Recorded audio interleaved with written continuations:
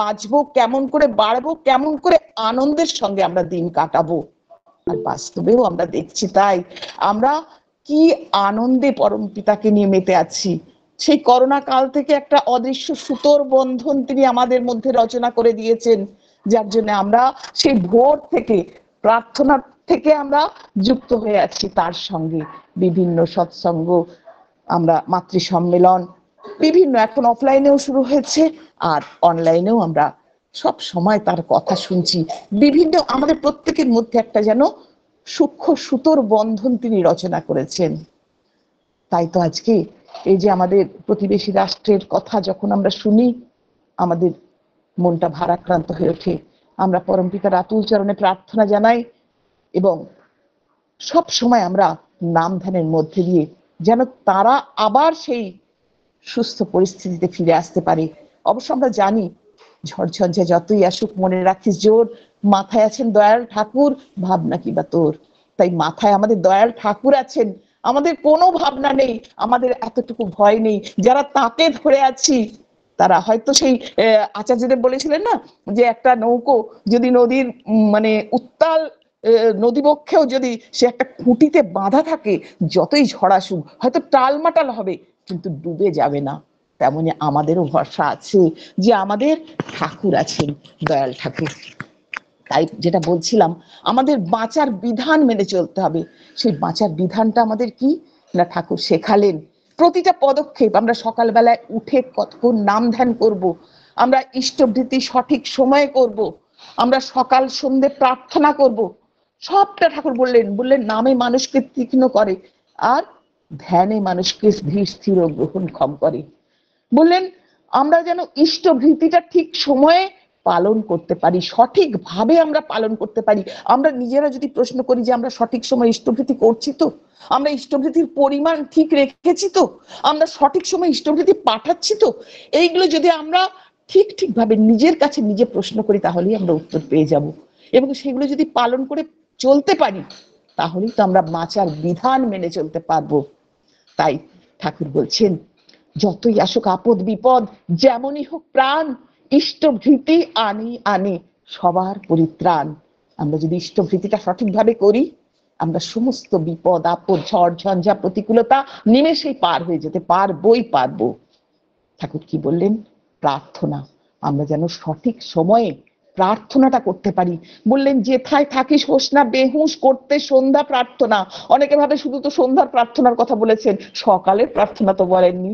কিন্তু সন্ধিক্ষণ, যে নিশার অবসানে ভোর হচ্ছে, আবার ভোরের মানে সকালের অবসানে দিবা অবসানে সন্ধ্যা হচ্ছে, এই সন্ধ্যা প্রার্থনা, প্রত্যেকটা সন্ধিক্ষণে আমরা যেন প্রার্থনা করতে কখনো বেহুশ না হই। হবি তাতে কর্ম নিপুণ, শক্তি পাবি বর্ধনা। আমরা কর্ম নিপুণ হয়ে উঠতে পারবো, আমরা শক্তি পাবো, আর সেই শক্তিতেই আমরা বাঁচা বাড়াকে ত্বরান্বিত করতে পারবো। আমরা সমস্ত প্রতিকূলতাকে অতিক্রম করে চলতে পারবো।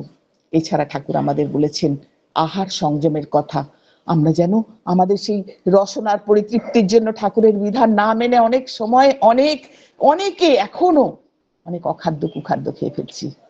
কিন্তু ঠাকুর খুব সুন্দর করে আমাদের বলে দিলেন মাছ মাংস খাস নে, আর পেঁয়াজ রসুন মাদক ছাড়। বললেন শ্রী বিগ্রহের মন্দির ভেবে যত্ন করিস শরীরটাকে, সহনপটু সুস্থ রাখিস, বিধি মাফিক পালিস তাকে। তাহলে আমাদের শরীরটা যদি সেই শ্রী বিগ্রহের মন্দির হয়, আমার ভেতরে যদি আমি ঠাকুরকে প্রতিষ্ঠা করতে পারি, তাহলে আমি কেন সেই শরীরটাকে দূষিত করব? কেন আমি অখাদ্য কুখাদ্য গ্রহণ করব যাতে ঠাকুর কষ্ট পান? আমরা করব না। ঠাকুর শিক্ষার কথা বললেন, এমন শিক্ষা আমাদের নিতে হবে যে শিক্ষা মানুষকে প্রকৃত মানুষ করে। তাই তো ঠাকুর বলেছেন বিদ্যালয়ে ছেলে মেয়ে যতই বিদ্যা শিখুক না, বাড়ির শিক্ষা সুষ্ঠু নইলে শিষ্ট স্বভাব হয় না। তাই আমাদের বাড়ির শিক্ষাটা আগে দরকার। এই জন্য মা বাবাকে, বিশেষ করে মাকে হতে হবে ইষ্টপ্রাণা। তার জীবনের কেন্দ্রে যদি ঠাকুর থাকেন, তাহলে প্রতিটি মানে জন্ম লগ্ন থেকে এমনকি গর্ভস্থ ভ্রূণের সঞ্চার থেকে সেই সন্তানটি হবে ইষ্টপ্রাণ। তার ভেতরে ইষ্টপ্রাণতার বীজ রোপিত হবে যদি মা সবসময় সেই পরম পিতাকে নিয়ে চলতে পারেন। তাই তো ঠাকুর আমাদের বারবার করে সুবিবাহের উপর, সন্তান চর্যার উপর জোর দিলেন। বললেন কি না, যেমন তেমন করে বিয়ে, উন্নয়নের সুপ্রজনন এই তো বিয়ের মূল, যেমন তেমন করে বিয়ে করিস না কো ভুল। বললেন বিয়ে ব্যাপারে সবার আগে বর্ণের হিসাব করিস, তার সাথে তুই বংশটিকে বেশ খতিয়ে দেখিস, বংশ দেখে শ্রদ্ধা হলে স্বাস্থ্য দেখিস কেমন তার, তার সাথে তুই বাজিয়ে নিবি স্বভাব অভ্যাস ব্যবহার।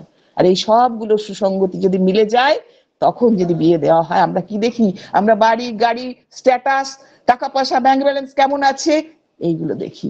কিন্তু ঠাকুরের বিধান মেনে যদি বিবাহ দেওয়া হয় এবং স্বামী স্ত্রীর মধ্যে সেই সুসঙ্গত দাম্পত্য জীবন যদি থাকে, সে সন্তান দেব সন্তান হবেই হবে। ঠাকুর আমাদের দেখিয়ে দিলেন, জগৎ মানে ঠাকুর বিধান দিলেন, জগৎ জননী বড় মা তার আচরণ দিয়ে দেখিয়ে দিলেন কেমন করে দেব সন্তান পৃথিবীতে আনতে হয়। তাই আমাদের জীবনের প্রতিটা পর্ব তিনি শিখিয়েছেন।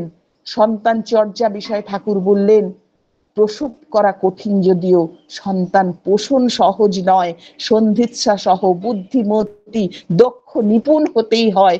অভ্যাস, ব্যবহার, ইস্তেমাল, সেবা, নিয়মন, দায়িত্ব, বুদ্ধি এ না থাকলে সব মেয়েরই সন্তান প্রসবে নাইকো শুদ্ধি। তাই তো বলি, মেয়ে আমার মায়ের আসন নেবার আগে উমার মতো ওঠ গজিয়ে দুনিয়া সাজা তেমনি রাগে।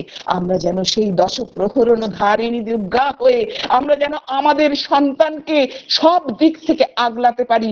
প্রথম থেকে তার মধ্যে ইষ্ট প্রাণতার বীজ বপন করে সেই আধো কথার সময় হতে করে করিয়ে যা শেখাবি সেটাই হবে মোক্ষম ছেলের, হিসাবে চল নয় পস্তাবি। আমরা যদি সেই আধো কথার সময় থেকে করে উঠতে পারি, তবেই তো আমরা সঠিকভাবে আমার সন্তানটাকে দেশের আদর্শ নাগরিক করে তুলতে পারবো। তাই ঠাকুর বাবা মায়েদের উদ্দেশ্যে বললেন, স্বামী স্ত্রীতে ঝগড়া করে, ছেলে পিলে দেখে, গোল্লায়েরই সদর দ্বারে বাছাগুলো রাখে, আমরা যেন সেইভাবে সংযত হয়ে চলতে পারি। বাড়ির পরিবেশটা যেন এমন হয় যাতে আমার সন্তানটা সেই আধো কথার সময় থেকে, যখন তার উচ্চারণ ঠিক মতো হয়নি, তখন থেকে সে যেন শেখে কি করে মা বাবা ইষ্টভৃতি করছেন, কি করে সকাল সন্ধ্যে প্রার্থনা করছেন, কি করে নাম ধ্যান করছেন, কি করে বাবাকে মা প্রণাম করছেন, গুরুজনদের প্রণাম করছেন। এইগুলো যদি আমার সন্তানকে ছোট থেকে শেখাতে পারি, তবেই তো সে সন্তান প্রকৃত হয়ে উঠতে পারবে। কিন্তু আমরা কতটা পারছি, সেটাই তো আমাদের প্রশ্ন। আমরা আমাদের ছেলে মেয়েদের যখনই উচ্চ শিক্ষায় শিক্ষিত করতে চাই, তখন আমরা কি খুঁজি? ডিগ্রি, নামি দামি স্কুলে তাকে অ্যাডমিশন দেয়াবো, তাকে সাবজেক্ট ওয়াইজ টিচার দেয়াবো, যাতে সে অনেক টাকা রোজগার করতে পারে। তাকে একটা টাকা রোজগারের যন্ত্রে পরিণত করতে চাই আমরা। তাই তো ছোট্ট শিশুটা বলছে, বাবার ইচ্ছে ইঞ্জিনিয়ার, মায়ের ইচ্ছে ডাক্তারি, জেঠুর ইচ্ছে উকিল হব, দাদুর ইচ্ছে মাস্টারি। ইচ্ছেগুলো কেমন যেন, ভেবেই আমি থ। কেউ তো আমায় বললো না কো, খোকা মানুষ হ। আমরা যদি আমাদের সন্তানটাকে প্রকৃত মানুষ করতে চাই, তাহলে ছোট্ট থেকে তাকে সেই 5 বছরের নাম আর 12 বছরের দীক্ষার মাধ্যমে আমরা যদি পরম পিতার সঙ্গে যোগযুক্ত করে দিতে পারি, একদম ছোটবেলা থেকে যদি তাকে সমস্ত বিধানগুলো তার সাধ্যমতো করে প্রত্যেক দিন, তাকে যে আমরা তার ওজনের থেকে বেশি ওজনের একটা বইয়ের বোঝা চাপিয়ে দিচ্ছি তার পিঠে, কিন্তু আমরা যদি তাকে সেই ছোট্টবেলা থেকে একটা করে সত্যানুসরণের বাণী, একটা করে নারীর নীতির বাণী পড়াতে অভ্যস্ত করতে পারি তার পাঠ্য বইয়ের পাশে পাশে, এবং তার অর্থগুলো যদি তাকে সহজ করে বুঝিয়ে দিতে পারি, তাকে যদি বোঝাতে পারি যে তোমার আমরা আমাদের দেখে শিখো না, তুমি ঠাকুরকে দেখে শেখো, উনি হচ্ছেন আমাদের পরিবারের কর্তা, সুতরাং ওনাকে দেখে যদি শেখো, তবেই তিনি খুশি হবেন, তবেই তুমি প্রকৃত মানুষ হতে পারবে, এবং উনি কষ্ট পাবেন এমন কোনো কাজ তুমি করো না। আমরা যদি ছোট্ট থেকে এই ভাবটা তার মধ্যে জাগ্রত করে দিতে পারি, তার হৃদয়ের সিংহাসনে যদি সেই পরম পিতাকে বসাতে পারি, তার জন্য আমাদের নিজেদের হয়ে উঠতে হবে। আর হয়ে উঠবো কখন? যখন আমাদের ভাবা, বলা, করার মধ্যে মিল থাকবে। আমরা ভাবি এক, বলি আর এক, করি আর এক। এই ভাবা, বলা, করার মধ্যে আমাদের মিল থাকে না বলে আমরা করছি, হয়তো আমরা নিয়ম মাফিক সকালবেলায় উঠছি, ইষ্টভৃতি করছি, স্বস্তিনী করছি, আমরা মানে অনেক কিছু হয়তো চেষ্টা করছি, প্রার্থনাও করছি, নাম ধ্যানও করছি, কিন্তু হয়ে উঠতে পারছি না। কারণ আমাদের বলার মধ্যে ফাঁক থেকে যাচ্ছে, করার মধ্যে ফাঁক থেকে যাচ্ছে। আমরা অনেক কিছু মনে মনে ভাবছি, আজকে এটা করতেই হবে, আজকে হলো না, ঠিক আছে, আজকে ওয়েদার খারাপ, কালকে করবই, পরের দিনও হলো না, আবার একটা কোনো বাধা এসে গেল, তাই তো ঠাকুর বারবার বলছেন, করণীয় মনে হলেই করবি তাহা তৎক্ষণাৎ, আসবে শুভ এই চলনে করবি জয়ের বাজিমাত। আমাদের চলার মধ্যে যেন কোনো ফাঁক না থাকে। একবার সেই ঠাকুর মনোহরদা কাঠমিস্ত্রি ছিলেন, তাকে একটা ত্রিপয় মানে 3 পায়া একটা টেবিল বানাতে দিয়েছিলেন। তিনি যখন টেবিলটা তৈরি করে এনে রাখলেন, তখন ঠাকুর দেখছেন যে একটা পায়া একটু নড়বড় করছে, ঠিক সুন্দরভাবে বসছে না। তখন ঠাকুর মনোহরদাকে বললেন যে মনে হচ্ছে পায়াগুলো যেন একটু নড়বড় করছে, একটা পায়া যেন একটু নড়বড় করছে। মনোহরদার সঙ্গে সঙ্গে বলেছিলেন যে ও কিছু ভাববে না ঠাকুর, ওখানটা আমি গ্র্যাটিস দিয়ে দেবো, ঠিক হয়ে যাবে। ঠাকুর হেসে বললেন, এখানেও গ্র্যাটিস? এখানে গ্র্যাটিস দিচ্ছ দাও মনি, কিন্তু তোমাদের জীবনে যেন কোনো গ্র্যাটিস দিও না। জীবনটা তাহলে ওই ধকধক ধকধক করে এগিয়ে যাবে। জীবনটা যাতে স্মুথলি চলে তেমনটাই হতে হবে তোমাদের। আর এই জীবনটাকে স্মুথলি চলানোর জন্য আমাদের দরকার জীবন্ত আদর্শের সঙ্গে সংযুক্ত হওয়া। শ্রাবণ মাস, পবিত্র শ্রাবণ মাস, বড়মার জন্ম মাস। বড়মার কথা তো না বললেই নয়।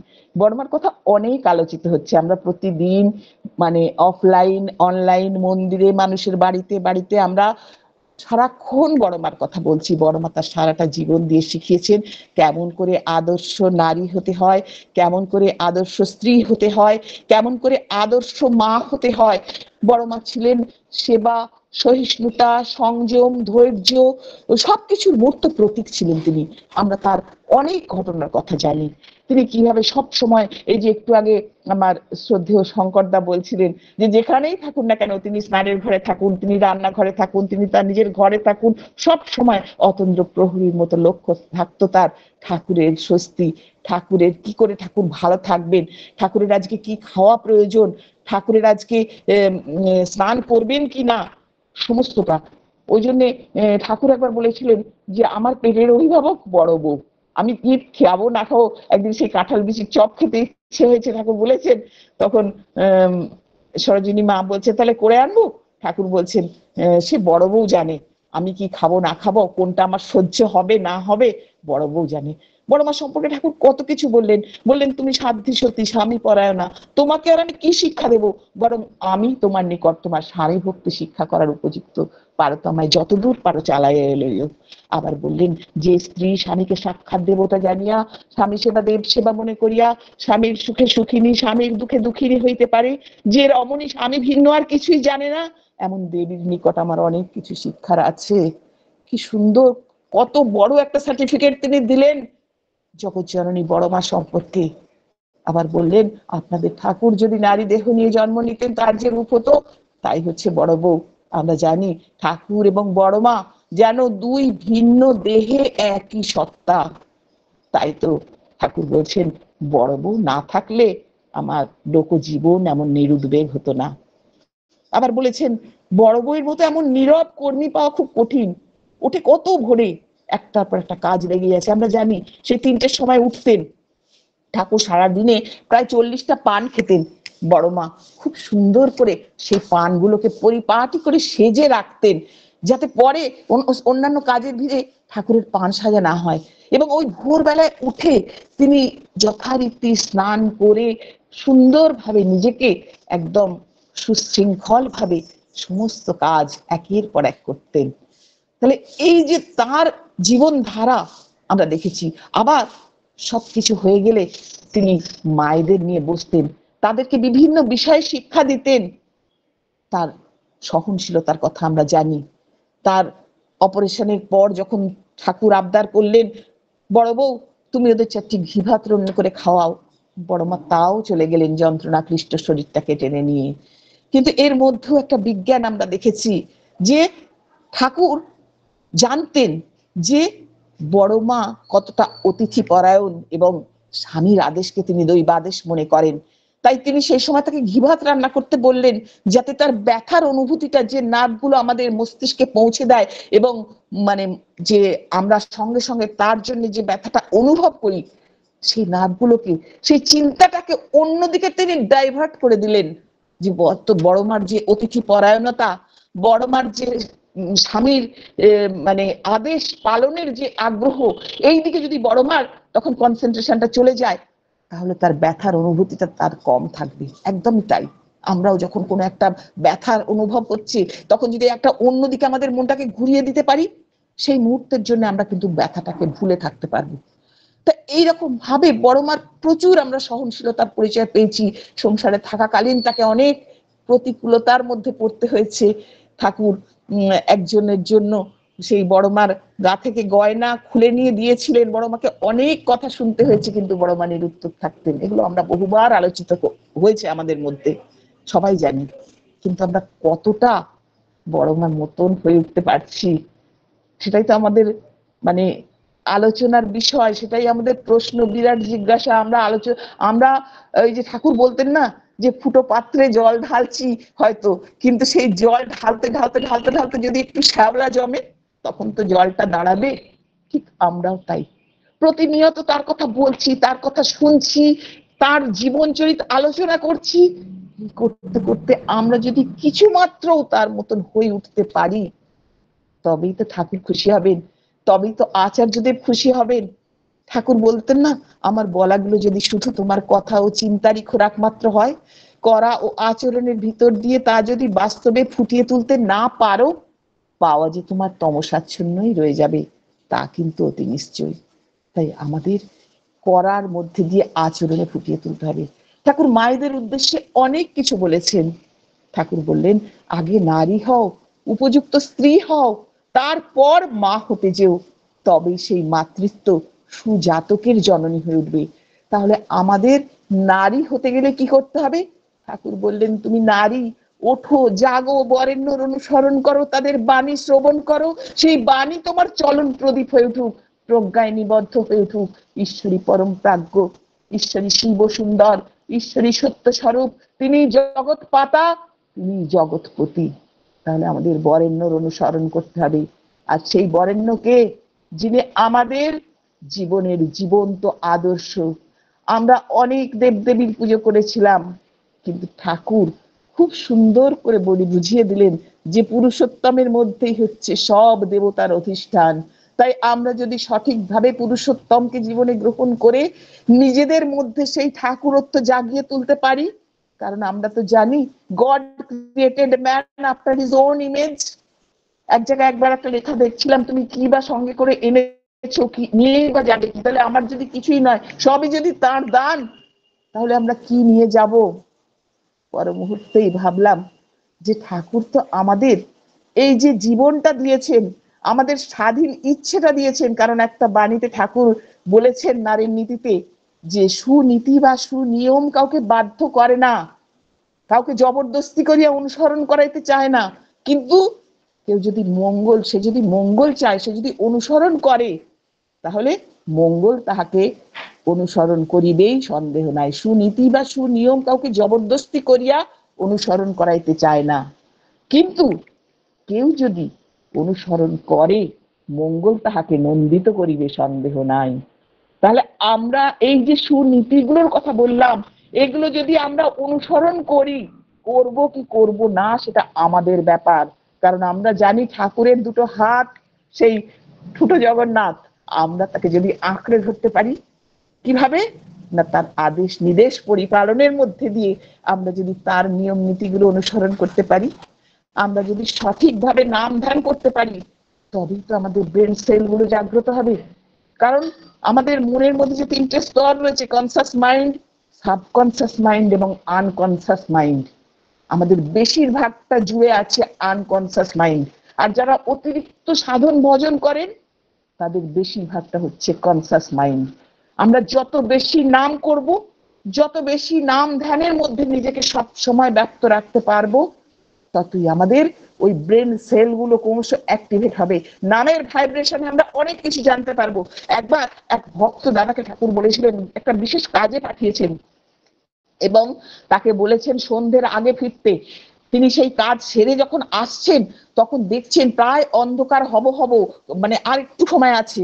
অতএব মেন রাস্তা দিয়ে যেতে গেলে তো তার অনেক সময় লেগে যাবে। তাই তিনি কি করলেন, মাঠ দিয়ে দিয়ে যাওয়া শর্টকাটে তিনি ঠাকুরের কাছে পৌঁছবেন মনস্থ করলেন। যাচ্ছেন, নাম করছেন, মনে মনে নাম করছেন, করতে করতে করতে করতে হঠাৎ তার পা যেন আর চলছে না, সমস্ত শরীরটা যেন আড়ষ্ট হয়ে গেল। তখনই তিনি চমকে মানে দাঁড়িয়ে পড়লেন, স্থির হয়ে গেলেন। তারপর হঠাৎ তাকিয়ে দেখলেন সেই সময় একটা সাপ সেই মাঠের আল দিয়ে, বিষাধর সাপ, তার সামনে দিয়ে চলে গেল। তিনি ঠাকুরের কাছে পৌঁছলেন, ঠাকুরকে এই ঘটনা ব্যক্ত করলেন, বললেন ঠাকুর এটা কি করে সম্ভব হলো, এই যে আমি আসছিলাম আমার হঠাৎ করে শরীরটা আড়ষ্ট হয়ে গেল কি করে। ঠাকুর বললেন তুই যে নামের মধ্যে ছিলি, আর নাম করলে ব্রেন সেলগুলো যখনই উদ্দীপ্ত হয় সেই নামের ভাইব্রেশনে আমরা বুঝতে পারি কি ঘটতে চলেছে। তাই আমাদের প্রতি সময় নামময় থাকা দরকার। আমরা আর একটা ঘটনা অনেকেই হয়তো পড়েছি, তবু আমার এটা বলতে এতটাই মানে আমাকে নাড়া দিয়েছে যে আমি এটা না বললে যেন শান্তি পাই না। যে এটা এবারে মানে গত মাসের আলোচনাতে আমরা পড়েছি যে একজন দাদা হাইকোর্টে চাকরি করতেন, তার 2 মেয়ে এবং স্ত্রী নিয়ে তিনি কলকাতায় থাকতেন, হাইকোর্টের উকিল ছিলেন তিনি। তার বড় মেয়ে শিয়ালদা কোর্টে প্র্যাকটিস করে, ওকালতি করে, এবং ছোট মেয়ে হায়ার স্টাডিজ এর জন্য সে ট্রেনিং নিচ্ছিল। নিতে নিতে হঠাৎ একদিন সে ওই কম্পিটিটিভ এক্সামের কোচিং সেন্টার থেকে যখন ফিরছে, তখন সে একটা বিরাট অ্যাক্সিডেন্টের মুখে পড়লো। তখনই তার সঙ্গে পাঠরতা মানে অনেক মানুষ দেখেও হয়তো দেখছে না, কর্মব্যস্ত রাস্তা দিয়ে চলে যাচ্ছে, কিন্তু তার ভীষণ ভাবে আঘাত গুরুতর হলো। মাথা মানে রাস্তার এক পাশ থেকে আর এক পাশে রক্তের স্রোত বয়ে যাচ্ছে। কিন্তু যখন তার এক সহপাঠী ওখান দিয়ে যাচ্ছিল, ওই আর এক মানে ওখানে সে পাঠ নিত, সে ওখান দিয়ে যাবার সময় তাকে দেখতে পেয়ে সঙ্গে সঙ্গে তার আই কার্ড দেখে বাড়িতে ফোন করে এবং তাকে হসপিটালে নিয়ে যায়। পরে তার মা, দিদি, বাবা সকলে সেখানে উপস্থিত হন। মেয়েটা পুরো অচেতন। ডাক্তার বললেন 72 ঘন্টা না গেলে কিচ্ছু বোঝা যাবে না। 72 ঘন্টার জায়গায় 1 দিন, 2 দিন, 7 দিন, 1 মাস করতে করতে 3 মাস কেটে গেল। মেয়েটা তখনও জ্ঞান এলো না।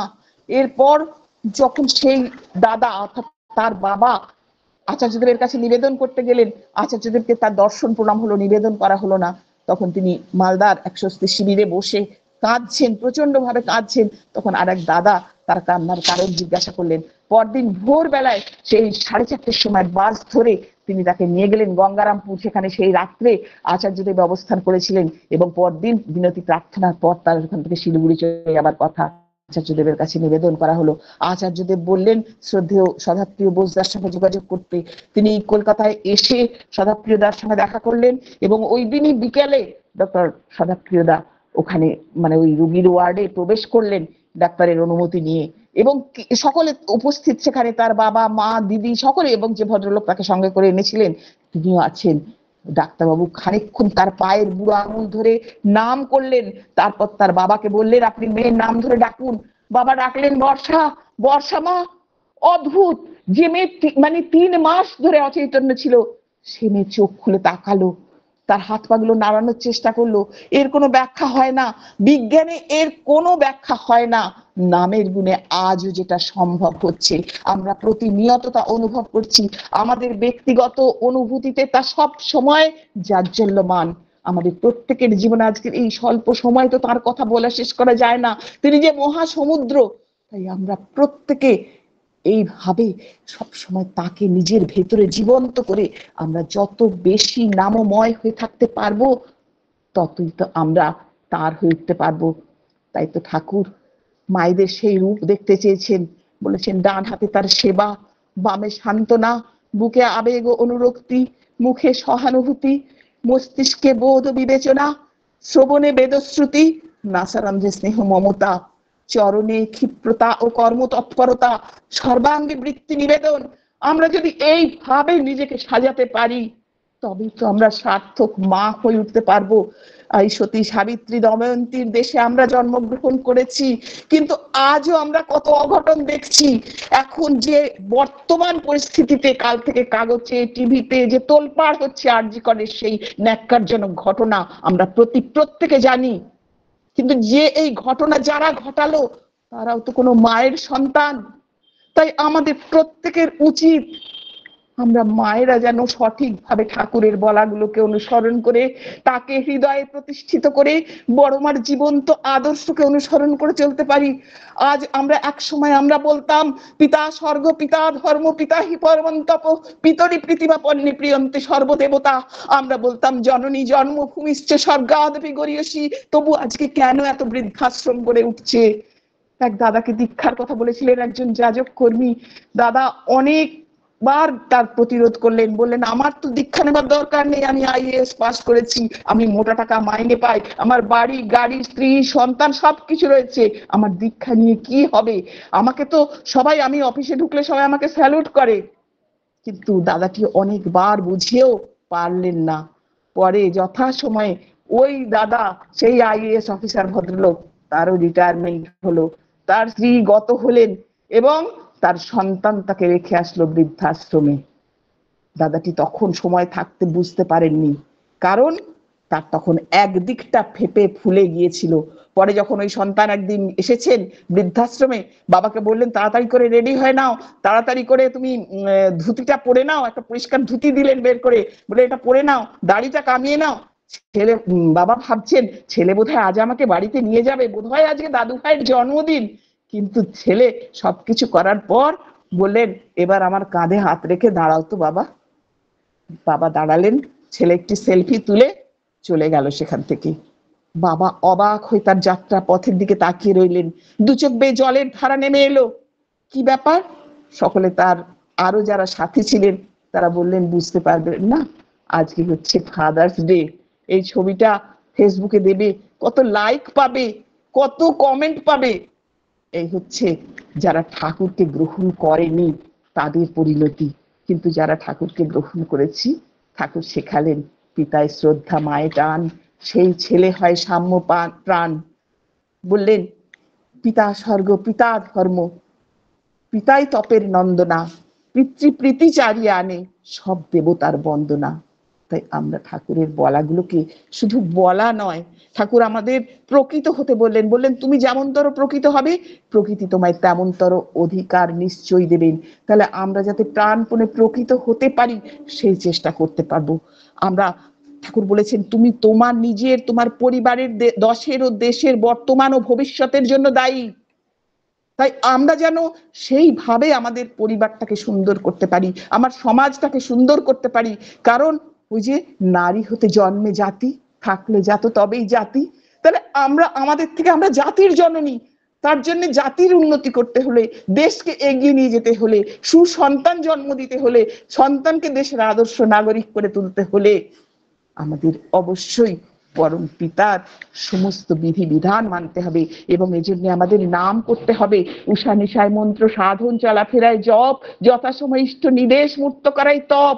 তার যে নির্দেশ আমরা পালন করছি বর্তমানে ডিপি ওয়ার্ক, এবং যে আমাদের পরম পূজ্যপাদ শ্রী শ্রী দাদা যে আমাদের বলেছিলেন যে 3.5 কোটি দীক্ষা, আমরা প্রতি মুহূর্তে চলতে ফিরতে সব সময় আমরা যেন যাজনমুখী হয়ে থাকতে পারি। আমি হসপিটালে ভর্তি ছিলাম কিছুদিন আগে, সেখানেও বাড়ি আসার পর ওখান থেকে এক রুগী আমাকে ফোন করে বলছেন মা আপনি যে সন্ধ্যেবেলা প্রকার সন্ধ্যে প্রার্থনা করতেন, আপনি চলে গেছেন, এখনো যেন আমার কানে ভাসছে। আমি মাকে বললাম মা আপনি দীক্ষা নিয়ে নিন, ছেলে বৌমা সকলকে নিয়ে আপনি দীক্ষা নিন। এই যে আমাদের সব সময় আমরা এমন ভাবে চলবো যেন মানুষকে আমরা উদ্দীপ্ত করতে পারি, তোমার চলন বলন এমন হবে বিশ্ব জগৎ চেয়ে রবে, তোমায় দেখে শুধায় যেন কি করলে এমন হবে, এই তো জীবন। তুমি তখন বলবে তাদের সদ্গুরুকে স্মরণ করো, সদ্গুরুরই আদেশ নির্দেশ নিষ্ঠা ভরে পালন করো। এই তো যাজন, এটাই তো যাজন। ওই তাকে প্রলোভিত করে যাজন নয়, তা আমার আচরণ দেখে যেন সে উদ্দীপ্ত হয়, সে উদ্বুদ্ধ হয়, এমন ভাবে আমাদের যাজন করতে হবে। কোনো প্রত্যাশা রেখে নয়, স্বার্থ শূন্য হয়ে, অহং শূন্য হয়ে তাকে ভালোবাসতে হবে। তিনি যা বলে দেবেন তাই করতে হবে, বিনা আপত্তিতে, বিনা ওজরে, বরং পরম আনন্দে। ঠাকুর যেমন আমাদের সাবধান বানিয়ে দিলেন, যা ইচ্ছে তাই করবে তুমি, তা কিন্তু চলবে না, ভালো ছাড়া মন্দ করলে পরিস্থিতি ছাড়বে না। আবার বললেন আমরা যে সারাক্ষণ নিজেদের সংসার চিন্তায় ব্যস্ত থাকি, ঠাকুর বলছেন ভাবছে বসে চলবে কিসে, ভাববার তুমি কে, ভাববার জন্যই ভাবছেন তিনি, ভাবো তুমি তাকে। তাই আমরা যেন সব সময় তাকে ভাবতে পারি, রান্না করতে করতেও আমরা যদি তার নাম করি সে রান্নাটাও সুস্বাদু হয়ে উঠবে। এইভাবে যেন তাকে আমার জীবনের মধ্যে প্রতিষ্ঠিত করতে পারি, আমার হৃদয়ের সিংহাসনে যেন সব সময় তাকে বসিয়ে রেখে আমরা এগিয়ে যেতে পারি। তবেই আমরা সার্থক হয়ে উঠতে পারবো, আর বলে উঠতে পারবো তোমার তৃপ্তি স্বস্তি পোষণ বিশ্বে তোমার জয়গান, তাই যেন হয় মোর সাধনা, তাই হোক আমার অভিযান। আমরা করার মধ্যে দিয়ে হয়ে ওঠার চেষ্টা করব, তবেই আমাদের সৎসঙ্গ, আমাদের মাতৃ সম্মেলন প্রকৃত সার্থক হবে। তবেই আচার্যদেবের মুখে হাসি ফুটবে, পরম পিতার মুখে হাসি ফুটবে। আমরা যেন তার মানুষ হয়ে উঠতে পারি। তার কথা বলতে আরম্ভ করলে শেষ হয় না, কিন্তু আগেই বললাম তিনি মহাসমুদ্র, তাই আমরা সেই সমুদ্রের তীরে নুড়ি কুড়োচ্ছি আইজ্যাক নিউটনের ভাষায়। তাই আমরা মানে আজকের মতো আমার বলার এখানেই বিরাম দিচ্ছি। সবাই খুব ভালো থাকবেন, সবাই যেন তার হয়ে উঠতে পারেন, এবং আমাদের প্রতিবেশী রাষ্ট্রের যে অবস্থা আমরা এখন দেখছি তা যেন খুব তাড়াতাড়ি আবার স্বাভাবিক হয়ে যায়। আমি প্রতিনিয়ত যাদের ফোন নাম্বার আছে তাদের কাছে খোঁজ খবর নিচ্ছি, এইভাবে যেন আমরা তাদের জন্যও পরম পিতার কাছে মঙ্গল প্রার্থনা করতে পারি। সবাই খুব ভালো থাকবেন, পরম পিতাকে নিয়ে সবাই আমরা ভালো থাকবো। জয় গুরু। বন্দে পুরুষোত্তমম, বন্দে পুরুষোত্তমম, বন্দে পুরুষোত্তমম। জয় গুরু দাদা, জয় গুরু।